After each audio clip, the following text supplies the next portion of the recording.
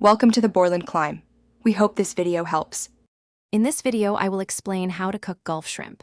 First, select fresh, wild-caught Gulf shrimp for the best taste. If using frozen, ensure they are completely thawed, either overnight in the refrigerator or quickly under cold running water. Next, carefully peel and devene each shrimp. You can leave the tails on for more elegant presentation. Finally, pat them thoroughly dry with paper towels. This step is crucial for achieving a perfect sear and even cooking. There are several fantastic ways to prepare Gulf shrimp, each offering a unique texture and flavor.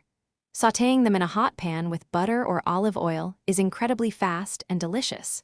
Grilling on skewers over medium-high heat imparts a wonderful smoky char.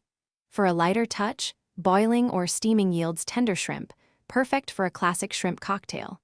Roasting in the oven at 400 degrees Fahrenheit provides consistent results with minimal fuss. Let's dive into sautéing, a favorite method for its speed and flavor. Begin by heating 2 tablespoons of olive oil or butter in a large skillet over medium-high heat until shimmering. Add your prepared shrimp in a single layer, being careful not to overcrowd the pan, which can steam them instead of searing. Cook for just 1 to 2 minutes per side until they turn a beautiful pink and become opaque. Season generously with salt, pepper, and garlic. Knowing when your shrimp are perfectly cooked is key to avoiding a rubbery texture. They are done when they curl into a loose C shape and transform from translucent to an opaque pink. It's vital to remove them from the heat immediately to prevent overcooking, as they continue to cook for a short time after leaving the pan.